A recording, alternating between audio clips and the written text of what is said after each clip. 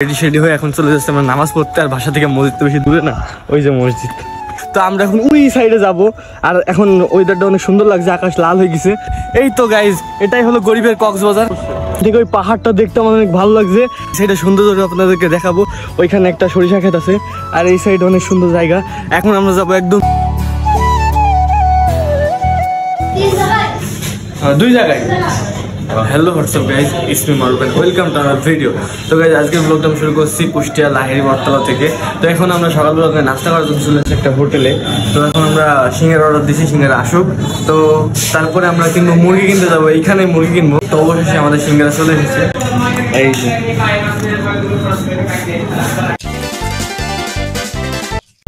তো গাইজ একটু আগে আমরা যেখানে খাইলাম ওইখানে রিপোর্ট দেবো একদম আমি 10 out of 0, একদম ফালতু ছিল। হ্যাঁ, প্রথম তো সস ছিল না, দ্বিতীয়ত মনে করো তোমার কি বলে আলু দিছিল না, আলুটা 2 দিনের বাসি ছিল, একদম ফালতু ছিল, জঘন্য।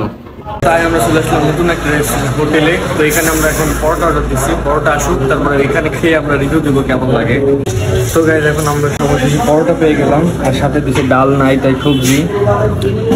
তখন আমরা খেয়ে রিভিউ দিই নাকি ঘটনা। গাইজ এখানে পরোটার কোয়ালিটি ভালো হলেও এই সবজি কোয়ালিটি একদম ফালতু। কি দিবা তুমি?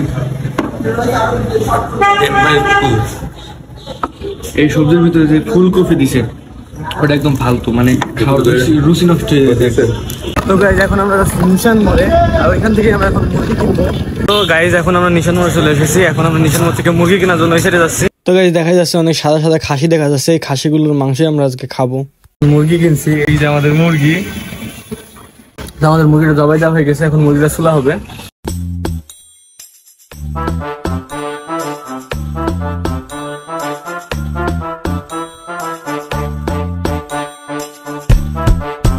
অবশেষে আমাদের মুরগি নেওয়া কমপ্লিট হলো। এখন আমাদের মুরগি চুলা শেষ, এখন আমরা বাসায় যাই। গাইজ এই মুহূর্তে আমরা দোকান থেকে নিয়ে নিলাম পানি আর সাথে ডিম। তো এখন আমরা চলে যাবো বাসায়, তারপরে গোসল করে জুম্মা নামাজ পড়তে যেতে হবে, যেহেতু আজকে শুক্রবার। আমরা রেডি হয়ে এখন চলে যাচ্ছি আমরা নামাজ পড়তে। আর বাসা থেকে মসজিদ তো বেশি দূরে না, ওই যে মসজিদ। এখন হলো বিকালবেলা, এখন আমি আমার 2 ভাই মিলে চলে যাচ্ছি রেনুইক পার্কে। এই পার্কে আমি অনেকবার গেছি, তারপরে আবার নতুন করে যাচ্ছি।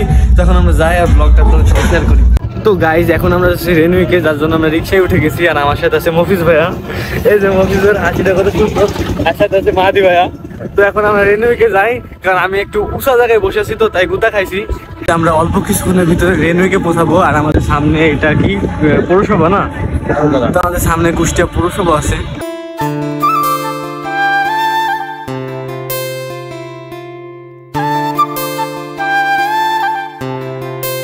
আমরা অবশেষে ঢুকে গেছি রেনুকের ভিতরে, এখনো ভিতরে পৌঁছাতে পারি না, এখনই পৌঁছাবো। তো রেনুকে ঢুকে প্রথমে টিকিট নিতে হয়, আর এখানে প্রবেশ মূল্য টিকিট মাত্র 20 টাকা। তো আমি 20 টাকা দিয়ে 60 টাকা দিয়ে 3টা টিকিট কিনছি। তো আমরা মফিজ ভাইয়ের সাথে এখানে খেতে এসেছি। এখানে আমরা অর্ডার দিছি, কিন্তু এখন কিছু পাচ্ছি না। তো আমাদের মফিজ ভাই এখন দাঁড়ায় আছে, আর আমরা ঝালমুড়ি অর্ডার দিছি। এখন ঝালমুড়ি আসলে আমরা খাবো, আমার সাথে মাহাদি ভাইও আছে।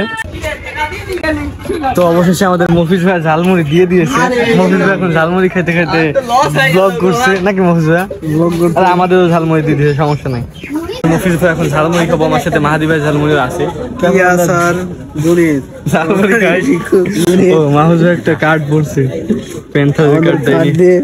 মাহফুজ ভাই আমার ইচ্ছা আছে আমি ওইখানে যাবো। হ্যাঁ, কিন্তু আমি সবচেয়ে দুঃখে আছি, ওই সাইডে অত দূর আমাকে পার করতে হবে, তারপরে কিন্তু ওইখানে যেতে পারবো।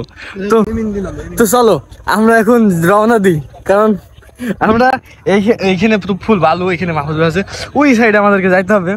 চলো মাহফুজ। তো গাইজ অবশেষে আমরা নিচে চলে আসছি, আর এখানে পানি আছে। আমাকে মাহফুজ ভাই বললো যে নিচে নাকি কুমির আছে, তো আমি বিশ্বাস করি নাই। যদি কুমির থাকে মাহফুজ ভাইকে খাওয়াই দিব কুমিরকে। হ্যাঁ ভাইয়া, ওই মা ভিডিও করতে করতে যাইছি। তো আমার পিছে আমার সব ভাই সকলরা আসছে। তো আমরা এখন ওই সাইডে যাব।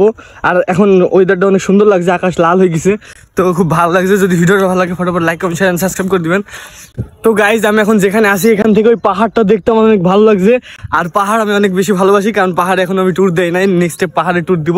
আর এই সাইডে আমার এই সাইডে নদী বয়ে গেছে, এটা অনেক বড় নদী। যখন বন্যা আসে, এখন তো পানি শুকনা, তাই এখন একদম কিছুই নাই, এখন খরা একদম। তো গাইজ এখন আমরা অনেক কষ্টের পরে অনেক দূর চলে আসছি, ওইখান থেকে এত দূর চলে আসছি। এখন এখান থেকে এক লাভ দিলে আমরা ওই সাইডে পৌঁছে যাবো। প্রথমে ভাই লাভ দিবে, মজা লাভ দাও।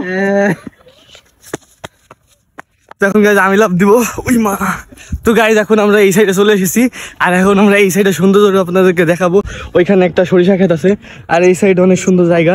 এখন আমরা যাবো একদম নদীর পাশে, যেখানে একদম কক্সবাজারের মতো ফিল নেওয়া যাবে। তো গাইজ আমরা হাঁটতে হাঁটতে প্রায় নদীর আসবে একদম পাশে চলে এসেছি, আর আমরা কাছ থেকে নদী দেখে ফেলছি। আর ওই সাইডে দূরে মনে হচ্ছে আগুন দেখা যাচ্ছে, কিন্তু আমার ক্যামেরা অত জুম যাচ্ছে না, যার কারণে মানে দেখানো যাচ্ছে না, কারণ আমি তো স্যামসাং ইউজ করি, আইফোন ইউজ বাল। তো এখন আমাদের সাথে আছে দুই মহাতারকা, আর ওই সাইডে সূর্য প্রায় ডুবে গেছে, আর আমরা ওই সাইডে ছিলাম, এখন আমরা এই সাইডে চলে এসেছি। আর এখানে মাটিটা অনেক সুন্দর, মানে এখানে মেন কথা কক্সবাজারের মতো একটা ভাইব আসছে, একটা ফিল আসছে, মনে হচ্ছে আমি এখনই কক্সবাজার চলে আসছি। আর এখান থেকে কক্সবাজারের যদি বালুটা থাকতো না, তাহলে আরো ভালো হতো। আর ওইখানে হেলে পানি, মানে যে নদীর পানি এখানে, আর যদি লাল কাঁকড়া থাকলো তাহলে তো পুরা লাল কাঁকড়া থাকলে পুরা কক্সবাজার। আর ওই সাইডে নৌকা চলে যাচ্ছে, নৌকাতে চলে যেতে হবে। তো আমরা চলে এসেছি গরিবের কক্সবাজার। এই তো গাইজ, এটাই হলো গরিবের কক্সবাজার। এই যে এটা হলো গরিবের কক্সবাজার। তো তিনজন একসাথে গাইজ ঢেউ দেখছেন, একটা সুন্দর ঢেউ। তো গাইজ সন্ধ্যা হয়ে গেছে, আর আমরা এখন এখানে বেশিক্ষণ থাকবো না, কারণ সূর্যও ডুবে গেছে, আকাশ একদম লাল হয়ে গেছে, কারণ ক্যামেরা একটু অন্যরকম দেখাবে, এটাই স্বাভাবিক।